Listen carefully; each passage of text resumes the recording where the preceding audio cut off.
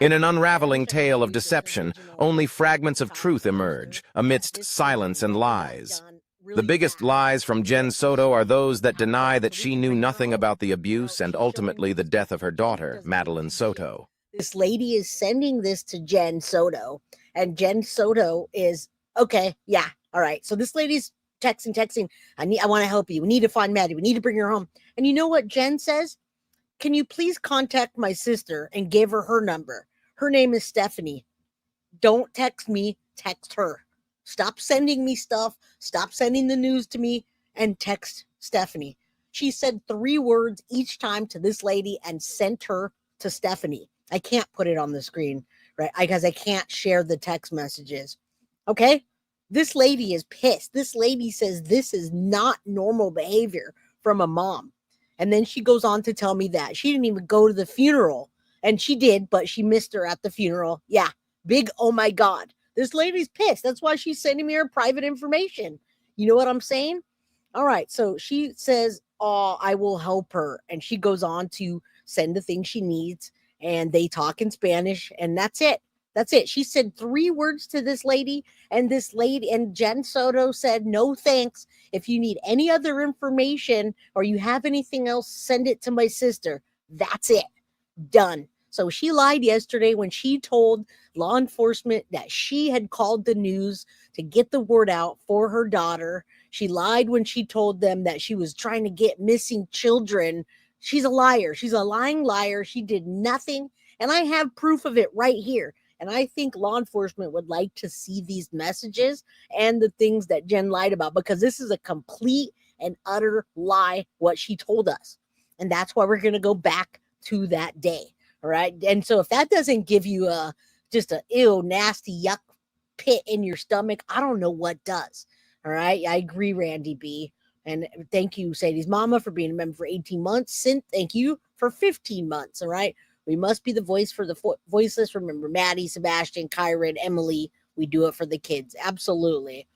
Absolutely. All right. All right. She was never in the first place. She doesn't. All right, let's keep going. Let's get into it. I'm going to try to stay away from chat for a little bit, but I'll get back to it. Hey, Mom, love you. Mama Pearl's in the house, you guys. If you say something wrong, you're going to have to deal with her, all right?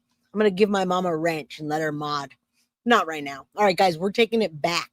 We're taking it back to the day that Maddie was missing, the night 2/27/2024.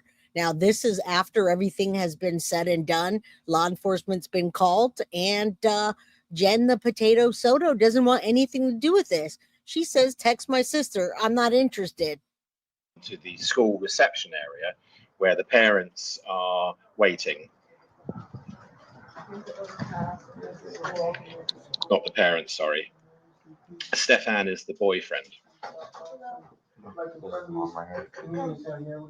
And again, thank you to Veriscope that recently put this out. He also has a 6-part series, which we're going to go over some of it later this week. But today, this is the night Maddie went missing. And this shows you proof that deception and an alibi were formed right before this, till this, and then after. Now, Jenn Soto is going to lie her lying lies here, where she tells cops for the first time, second, and third that Maddie was wearing black shorts and a green hoodie. And then yesterday you heard her say, hey, I don't know what she wore. I don't know if it was her. The devil she didn't want to speak. She didn't want anything to do with it. She didn't go out to look for her. She didn't go to her birthday party. She didn't go to her big funeral. She didn't go to her vigil. She didn't go to her memorial, and she didn't make an impact statement.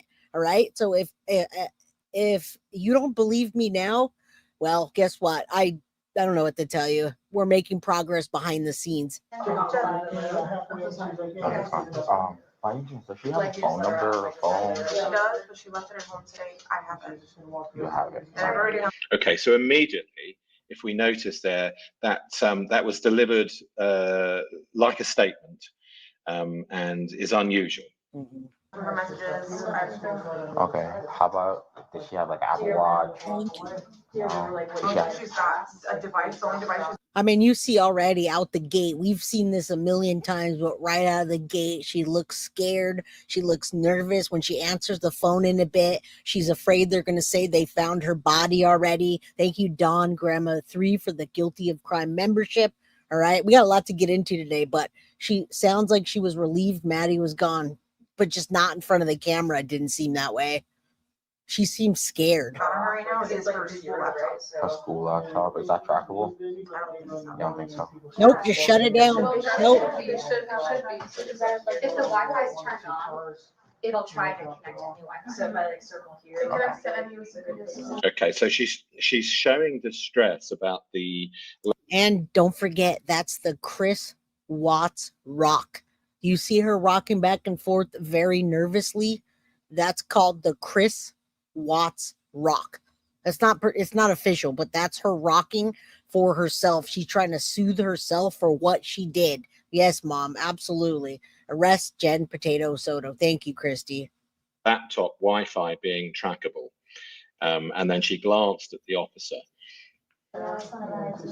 Well, does she not have a history of running away or anything like that? She was hanging out in the bus. And she uses the word never. And if you've been watching the forensic linguistics analysis programs on this channel, the last 7 or 8 of them, you'll know that the word never, the vast majority of the time when it's found in criminal statements in this circumstance, will be deceptive.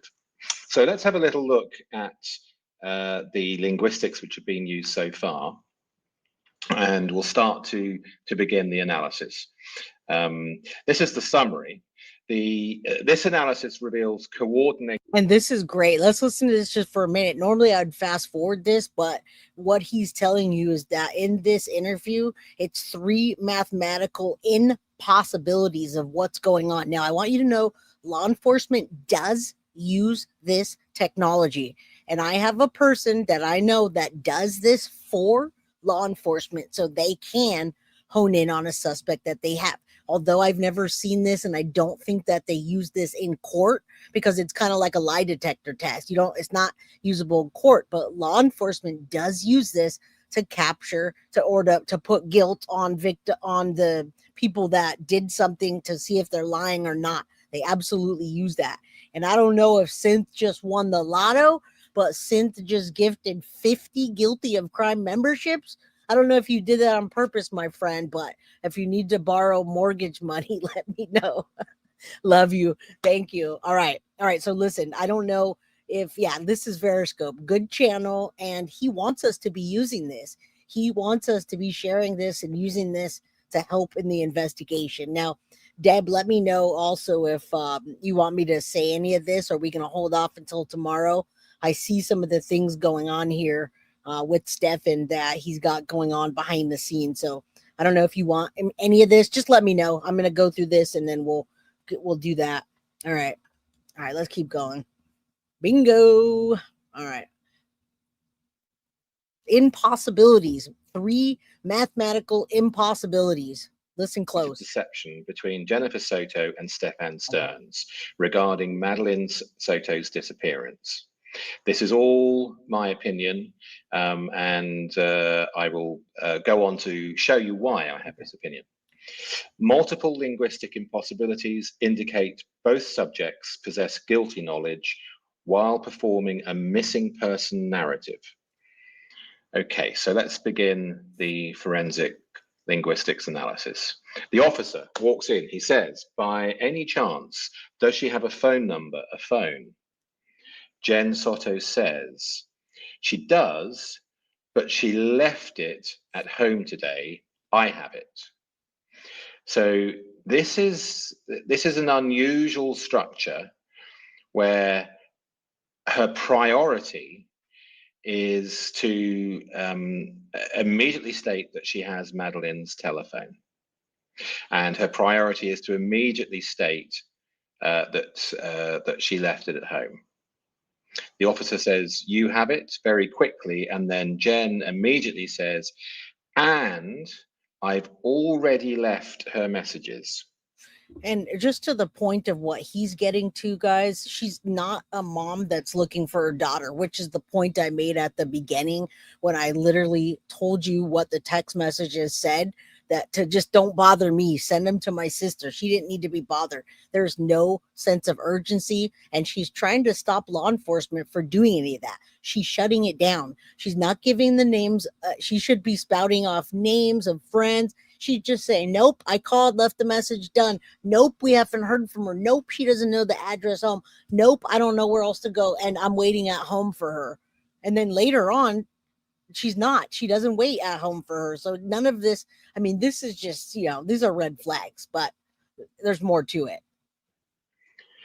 So you might pick up that there doesn't seem to be an explanation of frustration or anger or narrative to show the enormity of Madeline doesn't have her phone with her.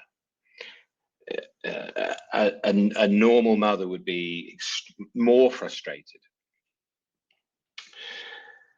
The officer asks, how about an Apple Watch? Looking for devices that can be tracked. Nope. Jen, the only device she's got on her right now is her school laptop. And I don't think at this point they knew the laptop was already in the trash can. They didn't know because that was this night, all right? They didn't plan well. They didn't plan to have a flat tire. And they didn't plan for Thomas Karras to bully his way into the police department, into law enforcement, and say, you got to listen to me. I put a tip in. Come on, guys, come on. He forced his way for them to make sure that they took his tip, all right? They took it, and that they weren't planning on that. They also didn't plan to find the CSAM as well. All right, let's keep going. We got a lot to get through today. Here we have what is possibly an assumption which she shouldn't necessarily be aware of, because she might be at her friend's house. We don't know what's happened to her since the morning when she was dropped off and the current time, which is late afternoon. But Jen is absolutely convinced that the only device that she's got on her right now is her school laptop.